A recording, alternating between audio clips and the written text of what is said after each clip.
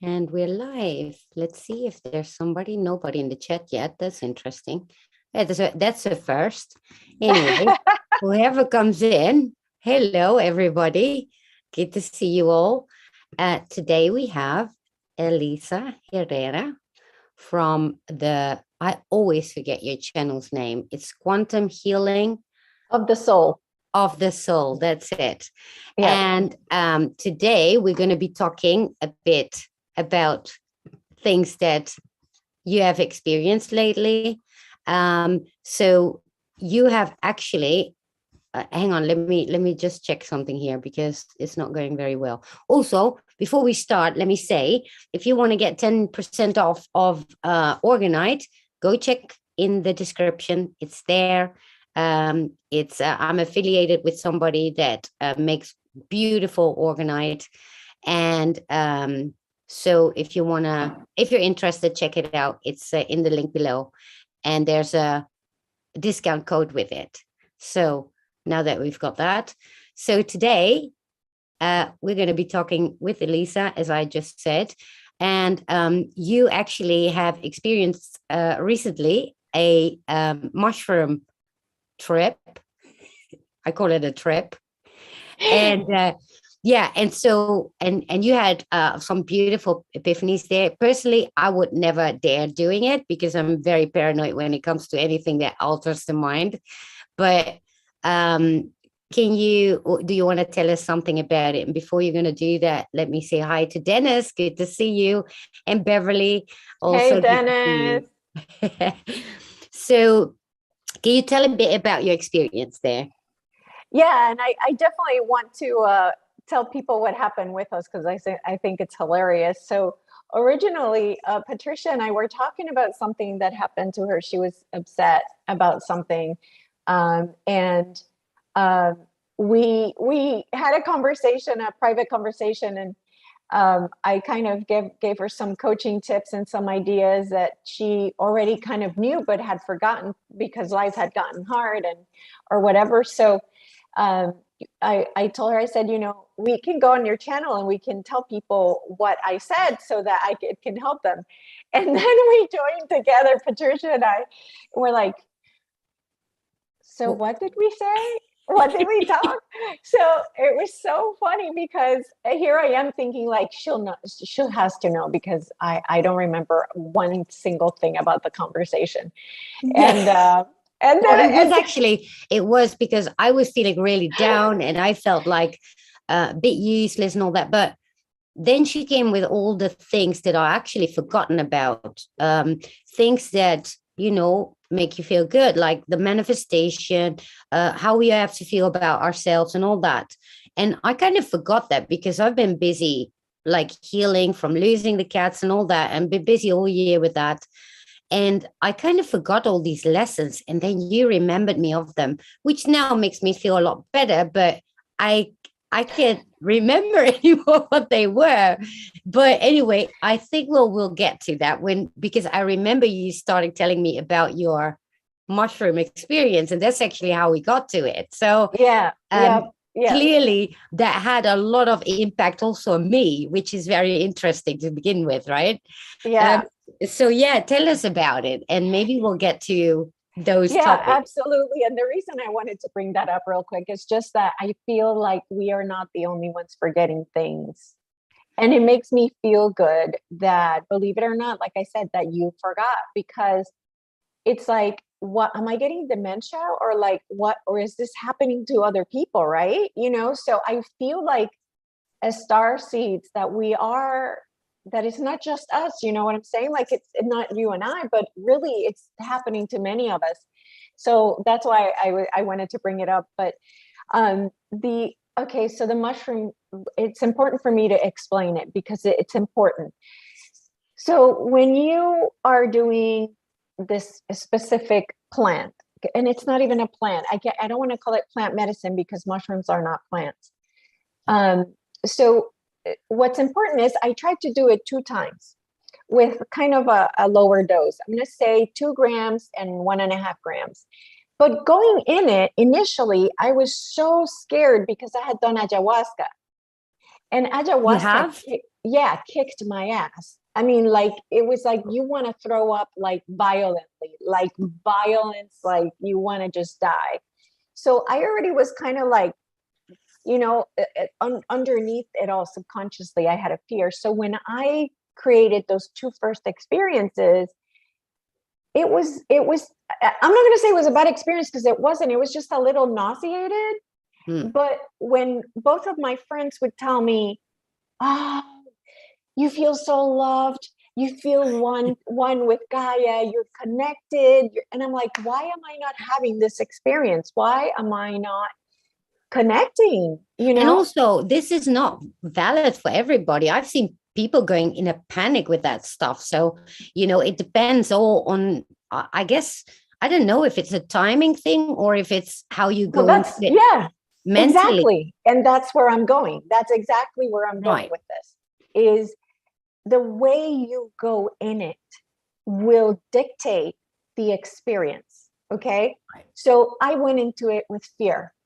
And what I got in return was not that beautiful experience. Now, like I said, I was only nauseous for maybe 30 minutes. The rest was beautiful. It puts you in a sense of in the now moment, where you're looking at the trees, you're looking at the plants, at the grass.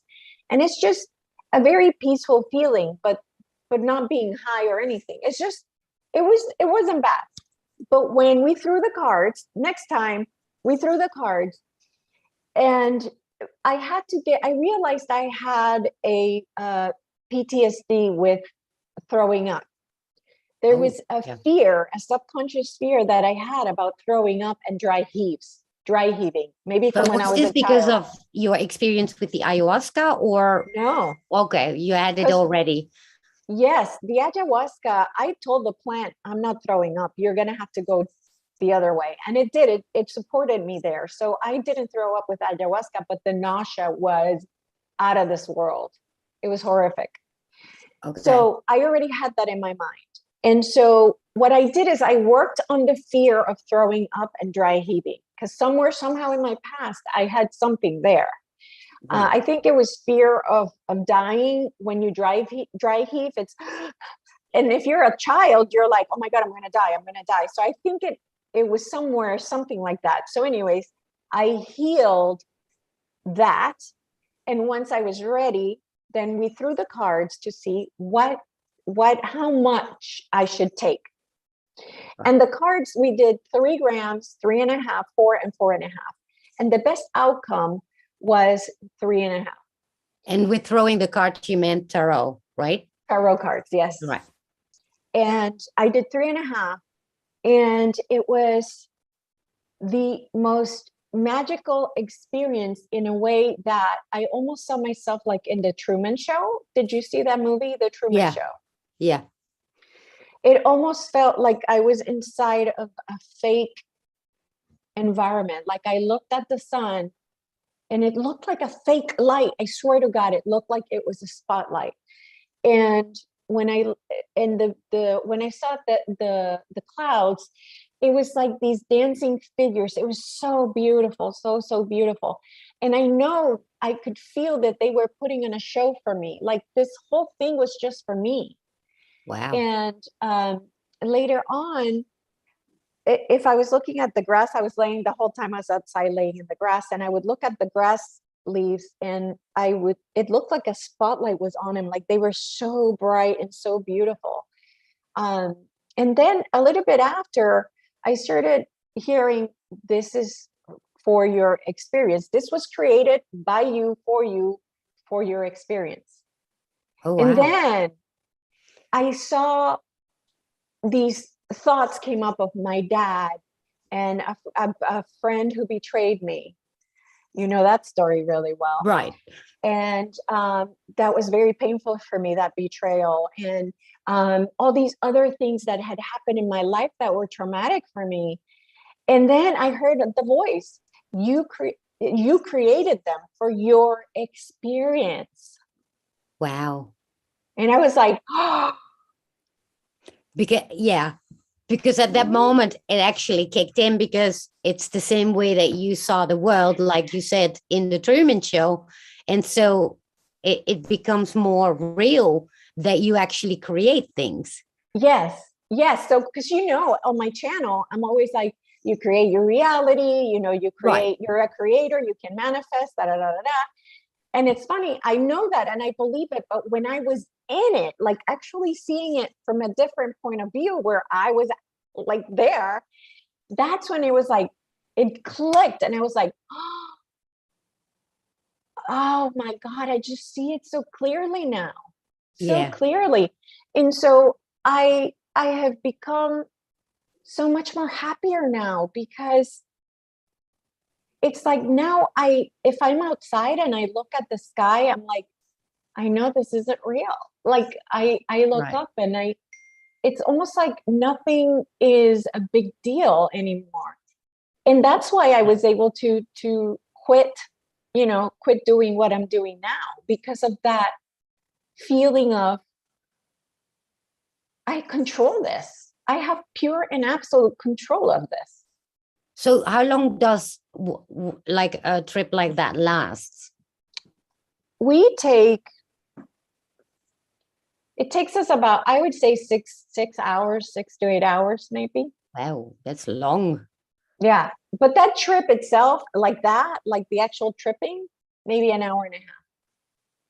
Oh, wow. Oh, and then it just tapers off slowly. But the whole time when it's tapering, you're in peace, pure peace, just peace, and being in the now moment of looking at the what happens is, because you are in a simulation and then you're such high vibration, the simulation starts sending you these huge birds that fly like literally like in front of your face, and it all becomes very magical. Wow. I would still be scared doing it anyway. Wow. Yeah. And you don't want to do that. You don't want to go in it scared. No. You don't want to. Wow. So yeah. And so you then decided that you want to quit doing the quantum hypnosis sessions. And what was and what did you want to replace it with? Because obviously now you learned, like, I can create whatever I want. And so I'm not happy doing that anymore because, it doesn't satisfy me, whatever the reason. So how are you feeling now? Because it's been 2 weeks that you did that? It feels longer. Maybe it's 2 weeks. I don't know. Yeah. But I can tell you that I don't know how the universe is going to choose to support me. I have full trust. And it was a matter of remember the last video I did was don't do, just be. Right. To me, doing the sessions is not being, it's doing. I got to schedule people. I got to, somebody needs wants to cancel. You got to refund the money. You got to do this. You got to do that. You got to send emails. You got to, worry where your next client is going to come from, right? It's all this stress, and there is no being in that. It's all doing. Right. And that's when I started feeling that I had resistance to that. And I've decided I no longer will do anything that will give me resistance. I've decided to go with the flow. And it to me, that is so critical. So this intuition I had was like, it's time to be. Stop doing, it's time to be. And so that's what I'm going to do with my time. I'm going to be outside looking at the tree. I'm going to be inside doing whatever I want to do. If I want to watch TV, I watch TV. If I want to read a book, I read a book. If I want to meditate, I meditate. If I want to go talk to people, I go talk to people. I'm going to literally go with the flow. Well, but one would say, okay, yeah, but being doesn't pay the bills. But in your case, what you mean is, like, being is also trusting the universe that whatever, that you need comes on your path. Absolutely. Right? Absolutely. I remember how we also started the whole conversation because I had a 4-hour-long fight with my brother on the phone, who is That's right. Christian. He's a Christian, not just Christian. No, he's fanatic, like really fanatic. He told me I would go to hell because I haven't repented and all that stuff, right?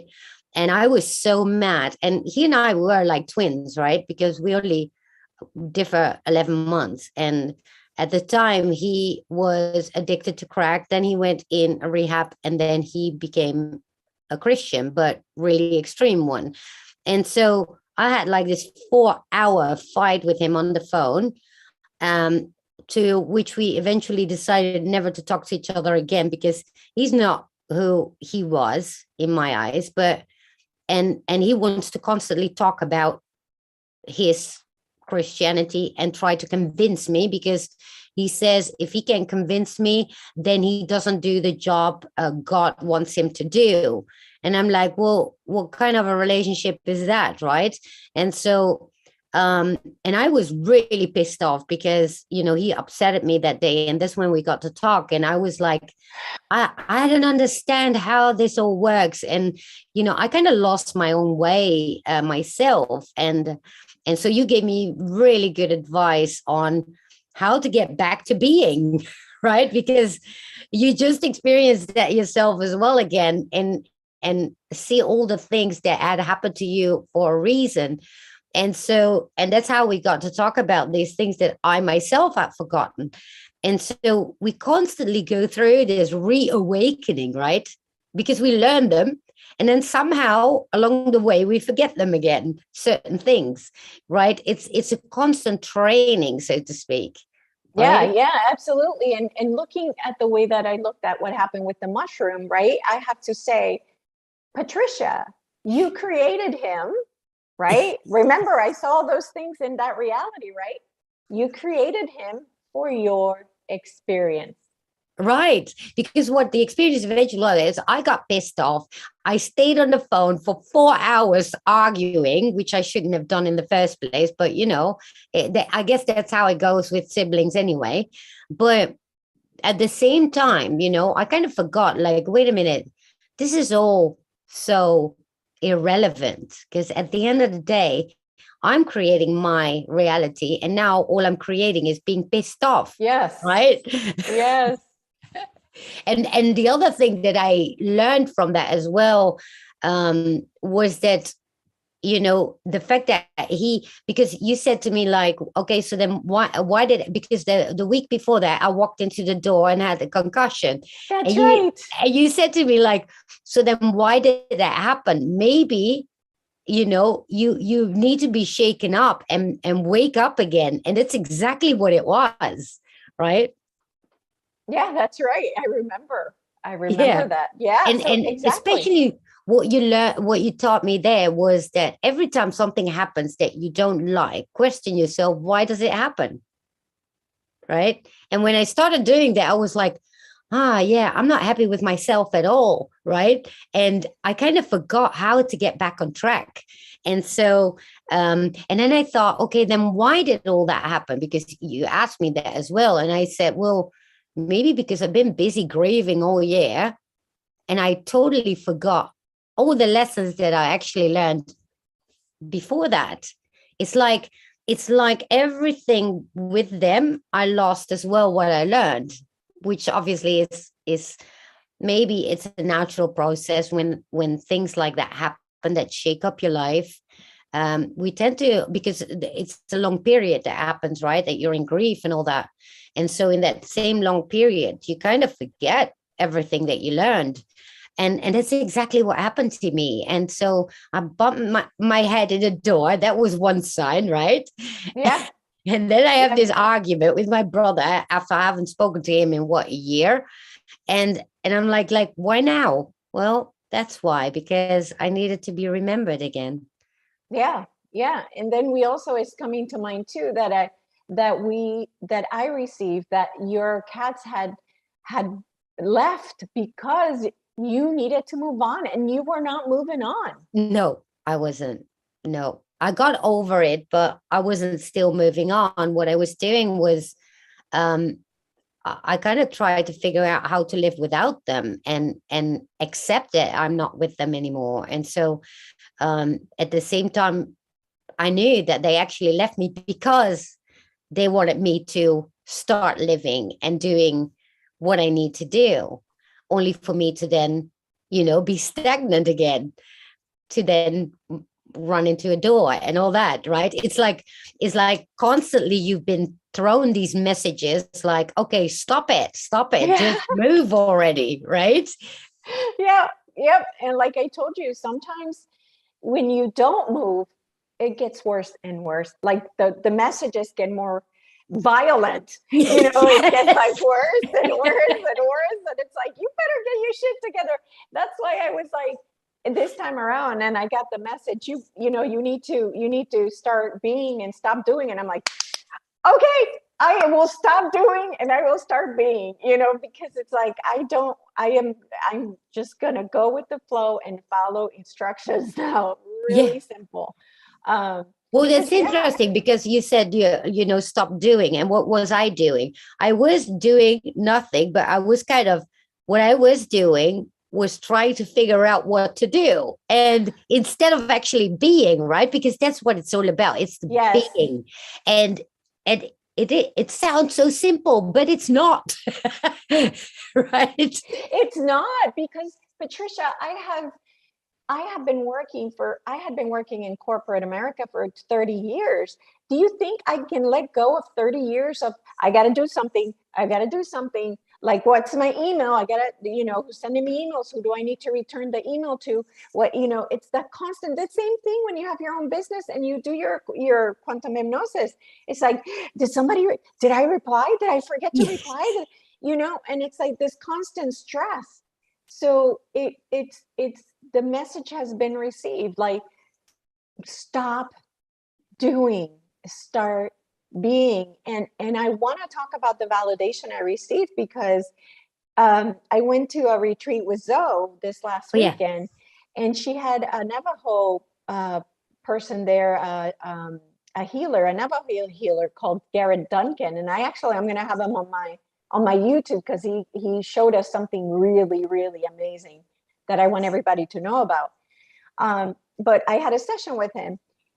I shit you not, he says, I tell him what's happening in my life, how I'm being, and I'm stopped doing, how I've decided to stop doing sessions.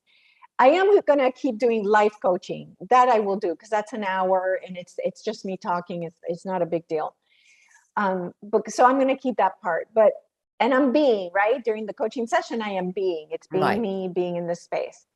But what Garrett told me was he received the same message. Stop doing sessions. You need to start being. Stop doing all the sessions. Stop doing workshops. Stop doing, and Right. start being. And it's because we're getting ready to move on to the next stage, which is the stage of pure abundance. Right. And we're not going to know how to be, because we don't do it. We're not being. We're still actually kind of surviving all the time, right? We're never busy being. But obviously we do have a lot of, distractions around us, bills to pay, all these normal mundane things, right? So we are being kept constantly from being. Yes, but I have to tell you, Patricia, and I know this is going to be hard to hear.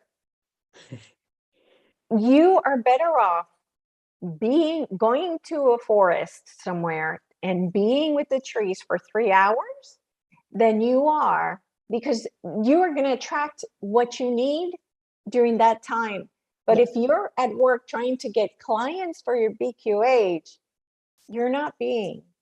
Right. So you want to do it the hard way and work 10 hours, or do you want to go to the forest for 2 hours and bring in the same abundance?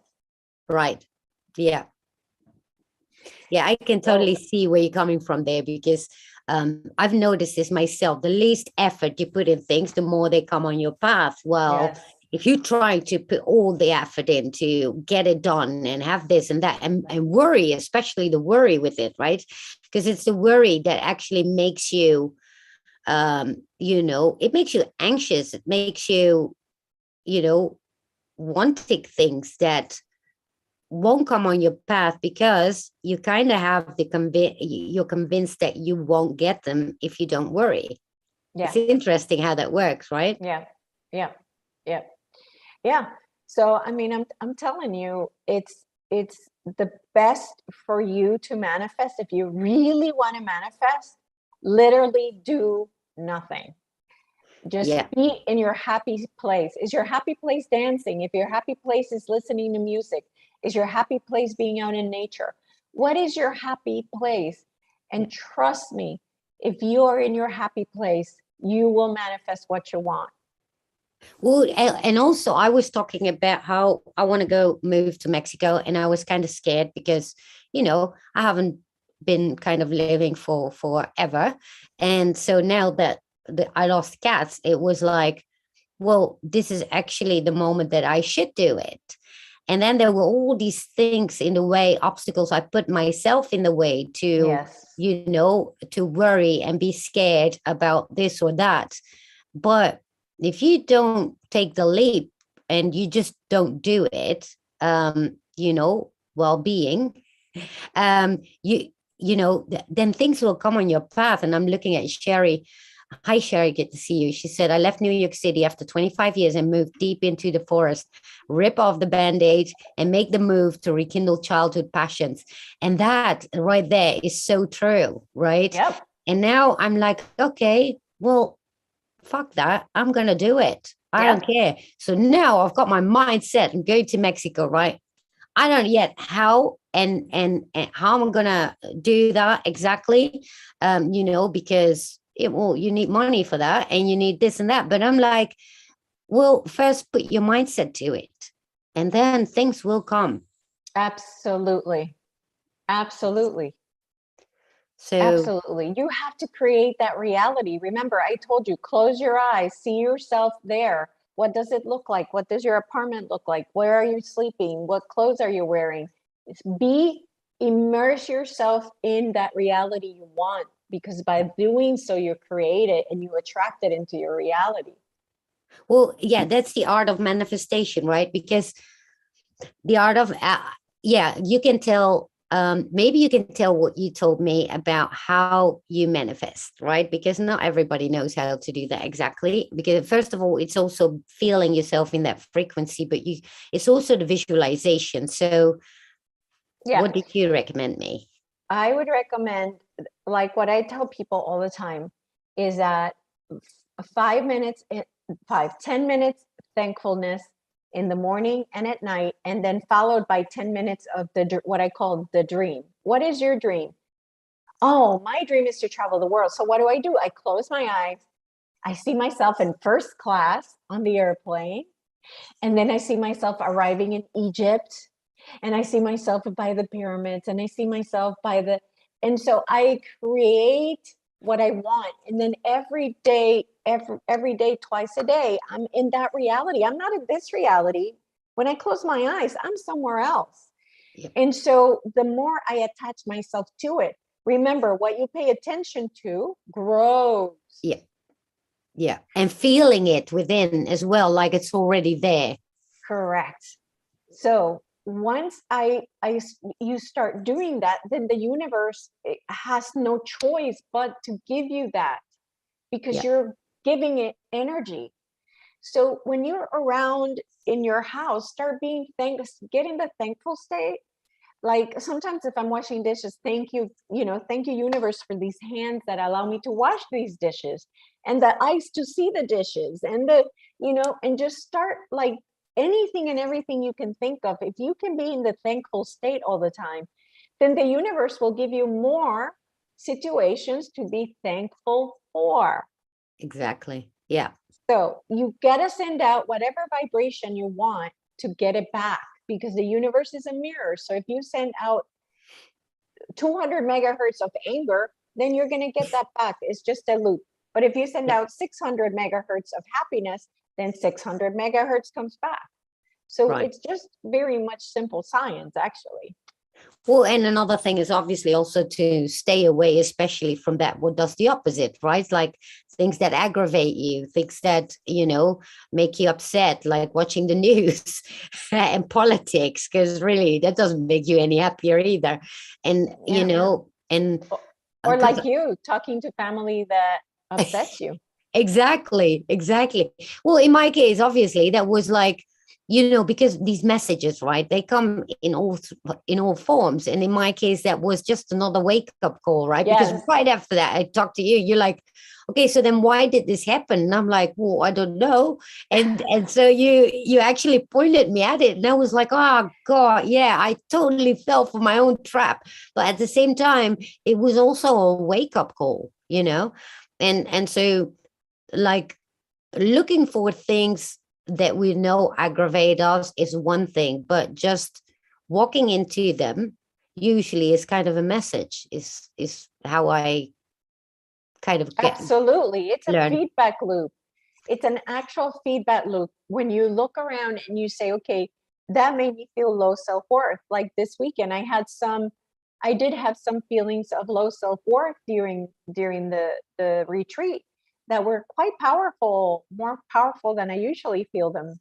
So I was like, okay, I need to work on that. Why am I manifesting this? Right, So when I got home, I was like, okay, we got to work on this.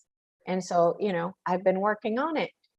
right. Um, but I don't hold it against the people that made me feel that way. Again, I manifested them to do those things. So I would feel that way. Right. Well, yeah, that's So very important to acknowledge as well, right? I see. Hi, Sarah. Good to see you there in the D Live. And Joe is saying, how does gratefulness fit in this process of being?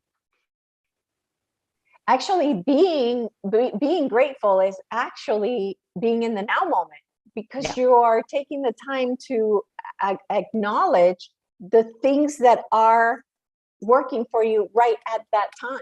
exactly. Yeah, So it yeah. I brings was you to the going. now moment, and therefore then you're in the being state by Yeah, being grateful. being in the now. This is very interesting because many of us have pets, and those are such a great example of being in the now. They're Oh, always in the now, always. right? And I love looking at them, and then and you notice this. It's everything they do is in the now, and even if an animal that is abused, it doesn't matter. Whatever you do right now with them and treat them well and all that, they instantly forget about their trauma. It's amazing. No matter if they even have the scars to show for, they still are grateful after that. It's or right in that moment when they are actually loved again, right? And Yeah. uh, we as humans are, well, so stubborn in that sense because we are constantly living in the past or in the future. So Yeah. Yeah. And I'm getting prompted to talk about the self-worth issue, right? oh yeah, I'm going to tell you, from the hundreds and hundreds of sessions that I did, the biggest 99% of people that suffer from is low self-worth and not loving themselves. So where does that not loving yourself is going to create a reality that gives you situations of again feeling like you're not loved. yeah, So you're going to keep creating that reality. So I always tell people, even though so there's a book by Teal Swan called Shadows Before Dawn. And in that book, she has 30 exercises of self-love. And the first exercise is asking yourself, would somebody that loves themselves do X? And this is how I got around what's happened to me in my life. Would somebody that loves themselves be in a job they hate? yeah, No. Would somebody that loves themselves be in a relationship that is hurtful to them in any way, being abused or whatever? No. So when you start loving yourself, the universe then will look that things are getting better, because when you heal the projector of that reality, then you heal the reality. right. Well, this is actually interesting because we talked about this too, is when because I always loved myself really. I mean, I made sure nobody mistreated me, and if they did, out, right? And this was with my cats. And then all of a sudden, I lose my cats. And somehow I lost myself too. It was like losing a limb. And so I started to become more insecure and actually feeling that I was not loving myself and I didn't understand, right? Why did I do that when my cats were here? It's not like my self-love came from the fact that I have my cats around me, but I was intensely happy actually with myself. And now all of a sudden I lost that. But in the process, I also lost myself. And so it was not per se that I did not love myself before. And now because they died, I did not love myself. It's just that a piece of me was lost out of grief. And so then you can spiral down in actually unloving yourself, I would say. And whether in my case it's my cats, but even in, it doesn't really matter if you lose somebody that you love, the same thing can happen. It's that all of a sudden your self-esteem becomes lower because you're in such a long period of grief and hurt. Well, it's also you got to be careful too, because I used to have the best. I was like, my self-esteem was always through the roof. I always overachieved my whole life. So I always felt loved. I felt like I was the best at everything, having to do with school and knowledge and all that. So I always was like, oh, I have no issues with self-love or self-esteem. Well, guess what? I found out that I was overachieving so that I was lovable. Right. That's another trick. Yeah. The self-esteem I thought I had, the self-worth that I thought I had was a lie. Yeah. It was all a lie. So and it's so tricky because it can disguise in such subtle ways, right? Yes. And because perfectionism is another one that I discovered I had when I started painting. I discovered how perfectionistic I was. While before I was convinced I was chaotic, people would tell me also I'm a chaos and all that. And it turned out that it all looked very chaotic because I was so perfectionistic. So if I could manage and get it perfect, it turned out in chaos. And so, everything is always hidden in these subtle ways that we behave as people. It's actually insane if you think about it, how difficult it is for us to purely love ourselves. Just it is. And perfectionism is the perfect example of not loving yourself, because what you're doing is you feel like you have to make it perfect. And once it's perfect, oh, I love myself because it's perfect. But exactly. It is very, very tricky. But I'm telling you, you have to really understand your behaviors. And in the end, you have to love yourself unconditionally. You have to. It's the only way that you're going to manifest, because I'll tell you this, you cannot manifest any financial abundance if you don't feel worthy. Right. It's impossible, because you don't feel worthy of anything. Therefore, you're not going to manifest. So you have to heal the non-worthiness part. You have to, before you can manifest.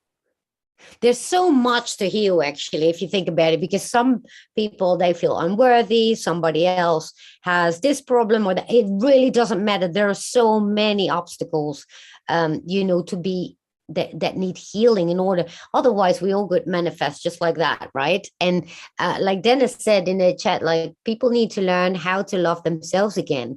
I take time for me every day. That's another one. That's a very good one.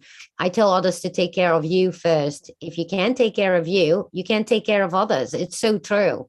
That's so true. It all goes back to you. Why? Because when you take care of you, what happens? Mirror sends back, others takes care of you. It all goes back to you. It all points back to you, because you're the projector. Right. You want others to take care of you and support you, then you have to do that to yourself, and you have to do that for others. You want people to support you, go support other people, go support them, and then you get that back. it's all about what the projector is projecting. Right. And expectations is another one, right? That you have expectations of yourself before you actually manage to do them. And, and that is another obstacle. We only put these obstacles in our own way. And exactly the only answer here is being, right? Big Just time. being. Big time. Yeah, and I love that because it doesn't matter how much and all the gurus out there, how many times they repeat all these things, but apparently we do need to hear them over and over and over again in all sorts of ways, right? From every perspective in order to get it. And then even then, once we get it, we still are very likely to somewhere along the way lose that knowledge, right? Just like I did. Just one thing needs to happen in your life, a tragedy, and and you're out of whack and you have to start remembering again. It's amazing actually how we torture ourselves, right? Yeah, absolutely it is. And what's really sad is that because we are manifestors and we're creators, we create our reality. We as children, unfortunately, and this is all from the sessions. When I tell you all this stuff, it's from what I learned through hundreds of sessions, is that we come in, some people come in as star seeds, and the shock to the system is, I don't want to be here, I don't want to be here, I don't want to be here. So then you're born into this body as a child. So what happens? If you're projecting, I don't want to be here, what's the universe going to send back? Situations and reasons for not wanting to be here. It's going to reinforce that belief. So then what do? Your parents become alcoholics. You're abused as a child. You create this reality.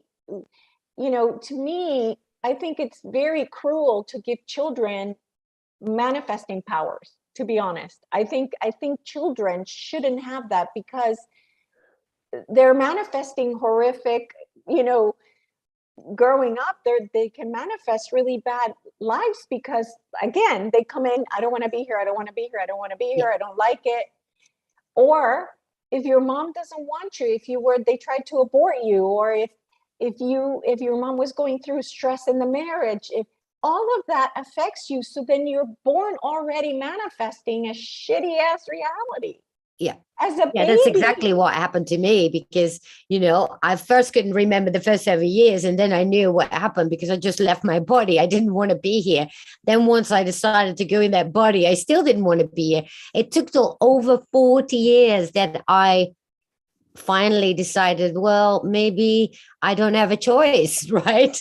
And here I am. And now it's like, okay, I just have to be here because there's a reason I am here. So you start accepting. And once you accept, then, it's actually everything is about accepting, right? Everything is about accepting. Everything is our creation. And we have to love what we have created up to now, no matter how horrific, because we have created it for a reason. And many of us have had trauma on purpose also as part of our contract, because we wouldn't have empathy. We wouldn't be compassionate. We wouldn't be healers. We wouldn't want to heal people. So there is a reason why it's all been crafted the way it is. So of course, not everything is you manifesting it, right? Some of it is things that have been agreed to by your contract.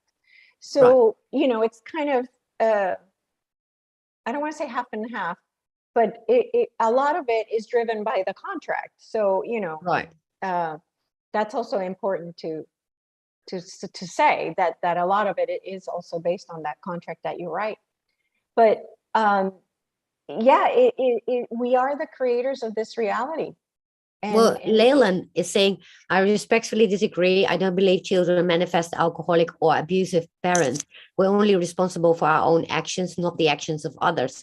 But I think that what she means is that you manifest kind of an abusive, and it doesn't have to be per se the parents, but because you are so traumatized of being here that you might actually manifest certain situations that right. So in that case, again, it's either contract Right. or you created it.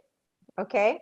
Right. So yes, in a sense, she's correct. She can't agree that it's all manifestation, and that's correct. It's some of it is contracted before you come, because you wanted to know what it was like. And guys, again, this is from hundreds of sessions. I'm not making the stuff up. The people that had the alcoholic parents, the people that had trauma in their lives, it was all created for their growth, so that later on they could help others with alcoholic parents, or they could be healers, or they could have empathy, or they could have, or to stop the cycle of trauma in that family, right? If you have a lot of child abusers, you stop the cycle. So yes, you that was part of your contract, to come into that family to stop the cycle of abuse. So it's either or. Either you contracted to do it, or you manifested it. One of the two. Yeah, I would agree with that as well. So based on all the sessions you've done, obviously I'm not as long as a practitioner as you have been. What are the other like pointers that you constantly get over and over again? That you create your reality based on subconscious beliefs that you have put in there from the time that you were a child. So you're in hypnosis from the time you're 0 in the womb to 7 years old. So if somebody told you you have big ears in the playground at 5 years old, for the rest of your life you're going to cover your ears, you don't know why, but you hate your ears. Well, let me tell you, you're not born hating your ears. So there are beliefs that we have created that come from what happened to us during that time when we were in hypnosis. So what I find is the trend or the pattern is that people, for example, women will say, oh, I don't know why I just keep going out with men that treat me like shit and they're abusive. And my first question is, how did your dad treat your mom? How did your dad treat you? How did your brother treat you? Yeah. And 99% of the time they'll say, well, yeah, my dad abused my mom. What happens is, as children, we think that normal behavior is what we see around us. We don't realize, wait, that's wrong. And some of us do. Yeah. Some of us starseeds will interfere when mom and dad are fighting, and we'll get in the middle, but not very many. So what happens is you create this pattern of, oh, okay, men are supposed to beat women. And then you get in that pattern yourself, because that's all you know. Yeah. You don't know anything different. This is interesting, because if you look at today's whole social climate with the social justice, etc., right? It's almost like they are actually creating these traumas on everybody now by making everything a big thing, right? Everything is an issue today. We need to be offended about everything. I wonder, are they doing this to project this on all the youth, or are they really thinking this because it has become normal to take it the opposite as what you should, which is taking responsibility for it, heal it, and then move on, right? So I wonder which one comes first. Is it that they actually created this as in a social structure in today to make it worse, or has it become this way because everybody tries to make it normal to be a victim, and instead of healing it and be in your power? Right. Yeah. So I'm not really sure what the answer is there, to be honest. Yeah. Well, it's an interesting question, because, I think there's things that I know we manifest as a collective, and that could be something that we're manifesting as a collective, is that our voices haven't been heard. So we're now coming in as my voice needs to be heard, is what I'm getting. To the extreme now. Though. Yeah. Mm-hmm. Because you see that everything is to the extreme. There's people that don't have common sense anymore. And then there's this other group. It's so clearly divided in two parts, right? Those that literally are going insane, right? Losing it completely, wanting all these, excuses for their terrible feelings and everything that they feel. And they go to that extreme. And then there's those that are like, hang on, wait a minute. Can we just stop this nonsense? And it's so interesting to see this development um, in every part of society, actually. Mm-hmm. Yeah. Yeah. But like I said, I think it's a collective thing of our voices not being heard. You think? Well, that's Yeah. actually an interesting take, because I never thought about it that way. Because initially I would think it's a political thing. They try to, because remember, most things are also being only made bigger by the media, right? So the media plays a big role in how everything manifests as well. If the media wouldn't be there, would it still manifest that way? I think so, because I feel like COVID, we manifested COVID for um, because we were tired of this constant hamster wheel, right? Right. So being in the constant hamster wheel created an event where all of us could stop and be. Right. And so that's, to me, that's why the collective has created these people that want to be heard. And because our voices weren't being heard. And again, I could be wrong. That's just what comes to me in my intuition as an answer. That it's because our voices needed to be heard. And some people are taking it to the extreme. Well, understatements. Yeah. Yeah. Joe here says beliefs lead to thoughts. Thoughts lead to actions. Actions lead to results. Old beliefs lead to old results. And new beliefs, new results. It's true. Mm-hmm. But something that we see today, we have never seen before to this extreme. It's almost like one half of the world is like a parody of, it looks so much like a parody. I'm like, this can't be real. It can be, right?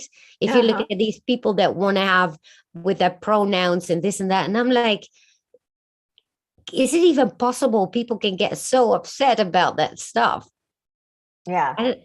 I just, yeah, but remember, and again, this here is what the ninth dimensional Pleiadian collective has said, according to Octavia Basile, is that we what we pay attention to, we create more of. So by paying attention to those that complain, you're going to see it more in your reality. So it's going to feel like there's more and more and more and more of it. Right. The more you pay attention to it. I kind of see it like comedy, because I just can't take it serious. But it's and I do actually see in my reality, I don't know about others, but I do see people, just laughing about it as well, and not even taking it serious anymore, because what can you do with that, right? Right. Yeah. It's becoming, life is becoming a parody of itself. It's so funny. And but I do have good hopes, because I do see people, even people that would call themselves woke, right? That are like, wait a minute, this is where I draw a line, because this is just getting out of hand, because it is, right? And I do feel that, like, this year we are balancing things out right now. Yeah. Kind of, right? Yeah, no, absolutely. Absolutely. And the more you see it that way, the more it will be that way. Right. Well, I definitely going to manifest that, because seriously, I can't cope any longer with this stuff. Well, all I want to manifest is going to Mexico and have my clients over there and just have a life over there, because You know, I just don't like it here anymore. Never liked it really. It was never my country. In a sense that I never felt at home with this climate at all. But and what are your plans?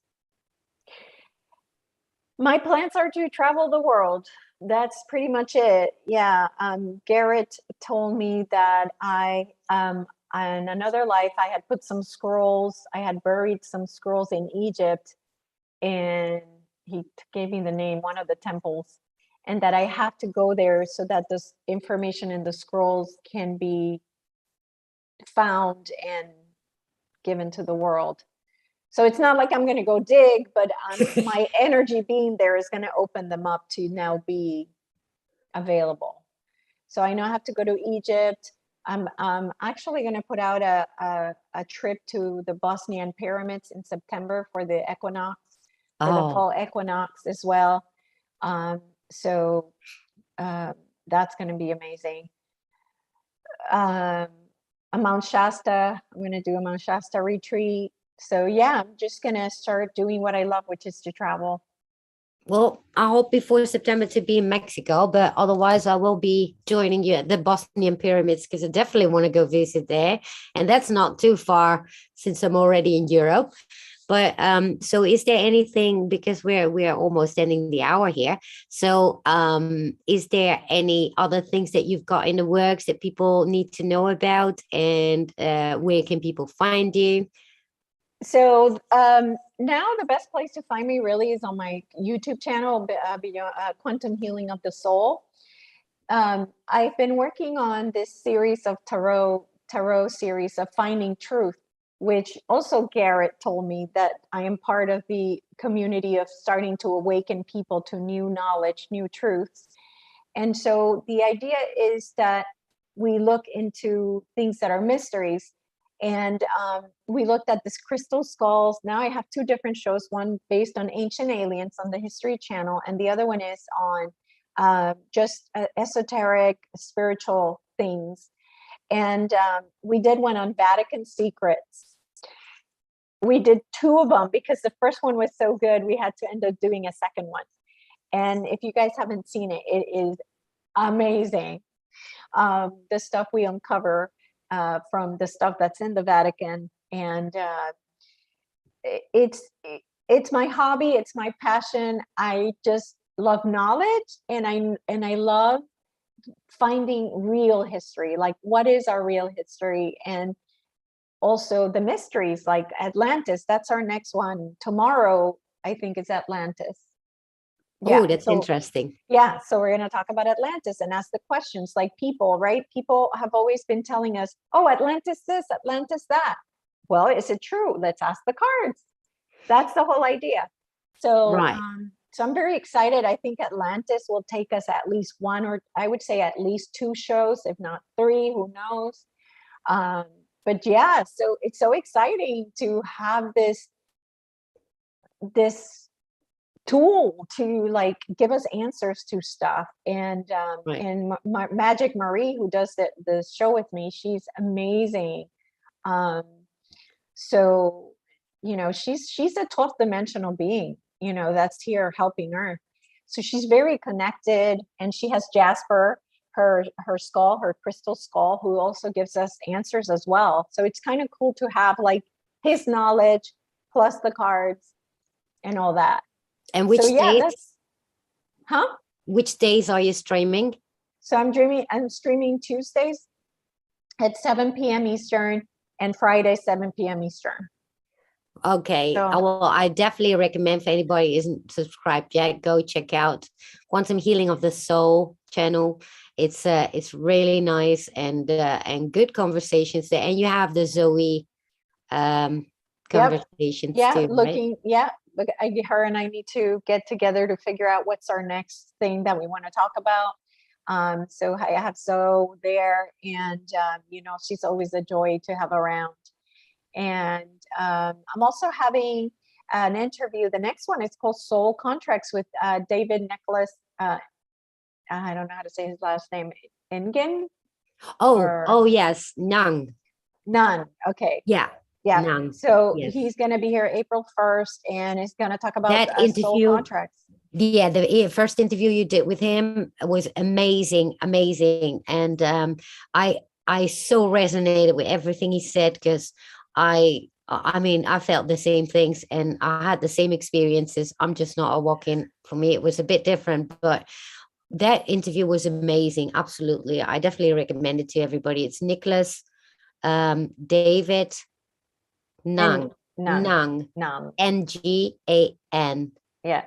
Right? Yeah, and he's in Gaia.com. He has several shows that he was interviewed in open minds on Gaia.com. So Yeah, I watched those too, actually. yeah. Yeah, it's So amazing. yeah. So, well, thank you for coming. And for anybody who wants to watch something else, at actually now starts Journey to Truth on their channel with a guest. And I can't remember what the guest is, but anyway, if you want to go there, then you know it's live. And thank you for coming. And thank you That for the was chat. fun. Yeah, it was a lot of fun. Definitely going to do that again. And thank you for everybody for being here, and thank you. And we'll see each other next week again. I don't know with whom yet. So keep on the lookout for that.